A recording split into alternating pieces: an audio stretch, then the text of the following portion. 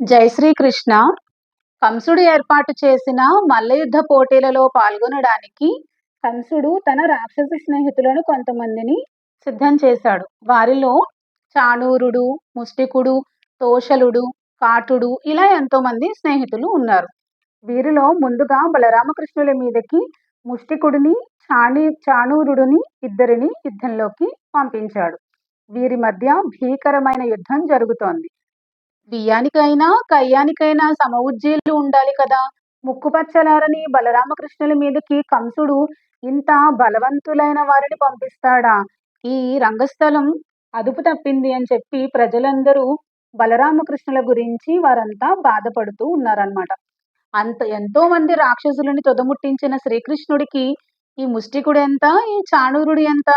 వారిద్దరిని చాలా తేలికగా గడ్డిపోచలాగా భావించి వాళ్ళిద్దరినీ కూడా ఈ బలరామకృష్ణులు సంహరించారు.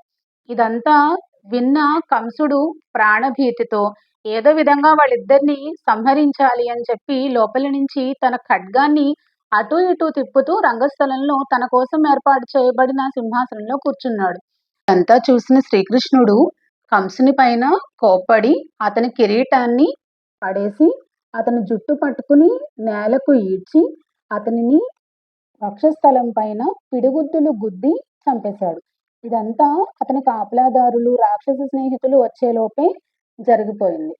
కంసుడు మరణించాడు. ఇక్కడ వీరంతా ఆశ్చర్యానికి లోనయ్యారు. ఇక్కడ శ్రీకృష్ణుడికి ఏ ఆయుధం యొక్క అవసరము లేకపోయింది. అంటే ఆయన చిన్నపిల్లలు ఆటలు ఆడుకుంటున్నప్పుడు ఎలా అయితే చేస్తూ ఉంటారో అలా ఆటకాయితనంగా కంసుణ్ణి, ఇంతకు ముందు సంహరించిన రాక్షసుల్ని కూడా అంత తేలిగ్గా చంపేశాడు.